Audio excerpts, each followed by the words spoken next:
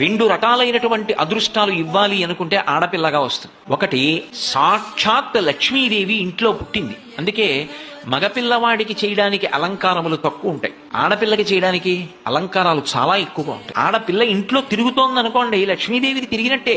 ఒకటి, ఆ పిల్ల పుట్టిన వేళ, ఆ పిల్ల తిరిగిన వేళ సాక్షాత్ లక్ష్మీదేవి ఇంటికి వచ్చిందని గుర్తు. రెండు, ఆడపిల్ల పుట్టింది అంటే ఆ పిల్లని ఎక్కడికి చేరుస్తున్నారు? ఎవరో ఓ పేరున్నవాడికి కాదు ఇస్తున్నది, సాక్షాత్ నారాయణ స్వరూపాయ వరాయ. ఆ వరుడు నారాయణ స్వరూపుడు. ఇప్పుడు లక్ష్మిని నారాయణుడి పక్కకి చేర్చారు.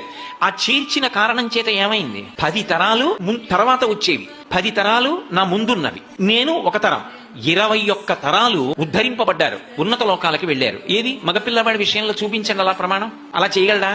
సాధ్యం కాదు. అమ్మవారు అనుగ్రహిస్తే ఆ తల్లి, వీళ్ళని నేను విశేషమైనటువంటి ఫలితము చేత సత్కరించాలనుకుంటున్నాను అనుకుంటే ఆడపిల్లగా వస్తుంది.